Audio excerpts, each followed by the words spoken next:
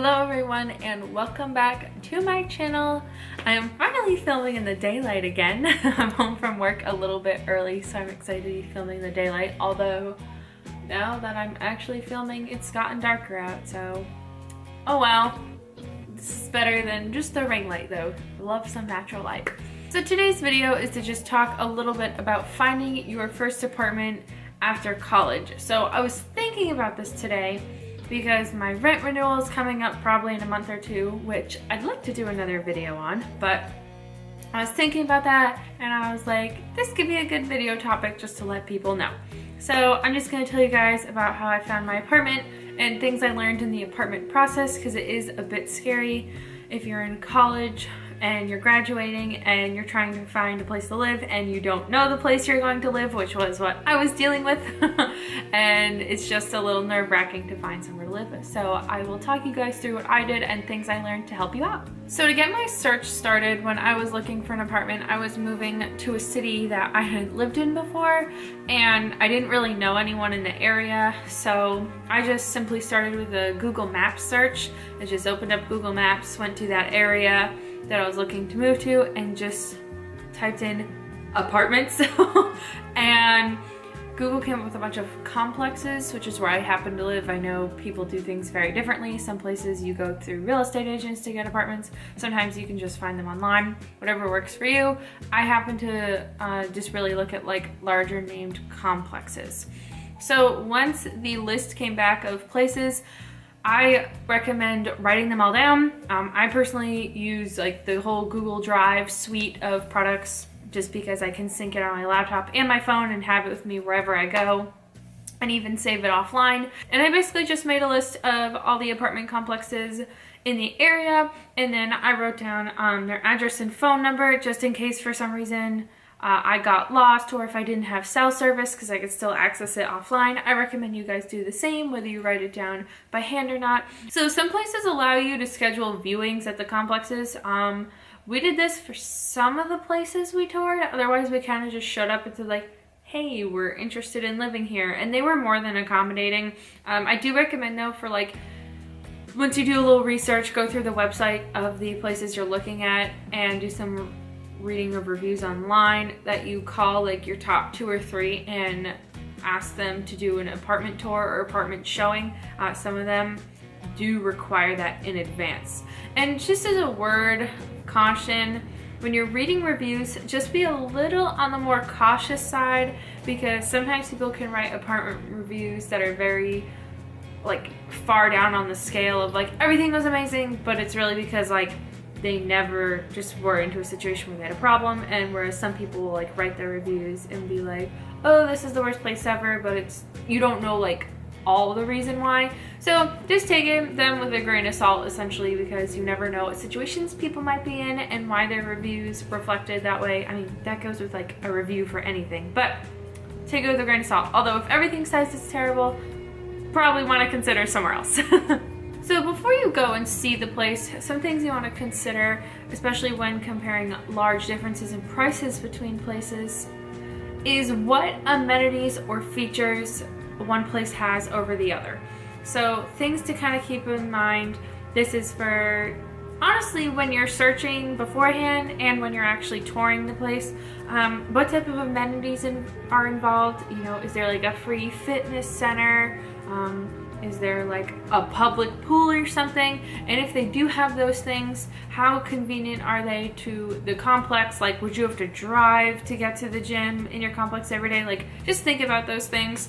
Other things to think about: where's the mail? How is it retrieved? Do they just leave packages sitting around? Ask them what like the package handling situation is. If you're gone for a week on vacation or on a business trip, who's going to be there to get your packages, and so on and so forth. So just figuring that stuff out is really useful, and it can also make a big difference in the end when you're deciding between places. Get a feel for the security. You know, can anyone get in the building, or do you have to have like a special fob or a key to get in the building? Once you're in the building, what is it like to get into each apartment? Are each apartment very secluded? Are they not? Stuff like that. And then in general with security, you know, keep in mind, like, does this feel like a secure place? Like, if I were going on vacation for a week, you know, would I feel comfortable if I locked on my apartment doors just leaving for the week? Or, you know, would I feel unsafe with where I am? Is this somewhere I can't live on the first floor? Stuff like that you definitely want to take into consideration. What are the grounds like? Do they look like they're taken care of? Because that shows a sign of whether or not the complex like cares about the well-being. You know, what's the maintenance like? Be sure to ask questions about that. My recommendation is to tour like as many places in a day as you can, especially if you're traveling to tour them. And if you do that, all the information is going to kind of jumble together, so you're gonna want a good way to keep it all separate. So just on a new page, write like, you know, Woodland Complex or something, the name of it, I don't know, I just made that up. And then like write notes on it, like the price, when you can move in, general notes you have to kind of capture what you're feeling. So when you get to the actual tour, I recommend getting there 10 to 15 minutes early and just driving around the complex or the apartment building and getting a feel. Does it look secure? Does it look safe? What are the grounds like? If you can get in the building without, you know, a fob, what does it look like? What's the feel? Like stuff like that, just your general gut. If you can, try to take someone along who, well, first off, okay, if you're gonna be living with someone and you already know that, it's best if you guys tour it together. But if you can't, you know, take some pictures, do what you can. I also recommend taking pictures in general, it's very useful.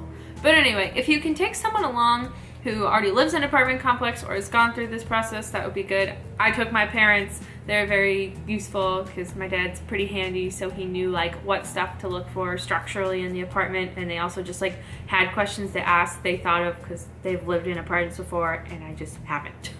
I recommend bringing like something like a phone charger along and just periodically testing the outlets in the apartment. Does it actually get a charge and charge your phone? This will just give you a feel for the electrical wiring in the apartment, making sure things work, because if you plug it in and random outlets don't work, it's kind of weird, kind of concerning. Just get a feel too for like the general structure of the apartment, like are things level? I toured an apartment when I was looking that like literally the light switch, you know, it's supposed to be level on the wall and it was like angled. It was not good. The lights were like angled and they definitely were not supposed to be. So take a look for that. Turn on lights when you go in rooms. Do they actually work? Do the light switches make sense? You know, turn on faucets, flush a toilet, see if like things actually work in the apartment. Another thing too, noise-wise, if you are with someone else, stand on like one side of a wall, maybe like a bedroom wall, and knock and see how the other person, like how much they can hear. And also when you're knocking, like feel how thin or thick the walls might be. You never know. There's a chance they could be super paper thin, and that means like you'll be able to hear everyone in every other apartment and they'll be able to hear you, which isn't always great because you don't always want to hear everyone and you don't want everyone to hear you, especially if it's late at night and you're trying to sleep. Another thing too I learned from my parents when I was doing this is to stomp on the floor, because if it feels really thin, chance if someone else is stomping above you, you're gonna hear all of it. And pay attention to, you might not be touring the apartment you're going to live in, but in the general noise level of outside. If every time a car starts outside while you're in the apartment, like, it's crazy loud, take that into consideration. Maybe ask if you live there to move in a different area of the building so you don't hear all of that. Whatever's possible. I mean, a lot of it is just like your gut feeling. Obviously, like budgeting is important and taking a look at the cost, but I'm just trying to give tips on like ways to actually go about the tour. And you know, budgeting is something you gotta figure out on your own with what you think your income is gonna be. But with that being said, as I started before, there's almost always some sort of rent increase after a year. So at the end of the tour, when you sit down and ask you if you have any other questions, ask them about that. Say, what's the typical rent increase? And I'll tell you right now, they're not gonna wanna tell you it, because obviously it's bad for business. But ask the percentage and kind of be a little aggressive on it and figure that out, because if they say it goes up 10% every year, that's a lot of money. If you're looking to only live there for a year, okay, who cares? But you need to consider like long-term what your plans are, and that'll help you figure out, okay, is this somewhere I can like actually stay for a while if that's what you're looking for? Another thing to ask them is what the move out process is like. Can you just get up and go? How much notice does the complex need? What are the fees to break the lease? Stuff like that, because you don't know what's going to happen in the future, and you don't know, you know, if you sign the lease and you're truly locked in for a year and 2 months later you get a job change and they can't get you out of it, well, you know, that kind of puts you in a tricky situation. So just figure out how to get out of the lease if you had to, and how much it would cost you, and also how much notice you would have to give the complex. Be sure to ask too what the lease options are. Some places are strictly month to month, some are only 12-month leases, some are anywhere in between or above 12 months. Just be sure to try to figure that out and see what the best option for you is. Hopefully you guys have good luck. I had pretty decent luck. It was exhausting touring all the places, but we found somewhere that we like, and although rent increases stink and we have to deal with them every year, it hasn't been too terrible to kick us out yet, so we'll probably stay here for a little bit longer. But hopefully you guys enjoyed this video and it gave you some good tips, and I wish you best of luck on apartment searching and this next step in your life, and I will see you guys soon with another video. Bye!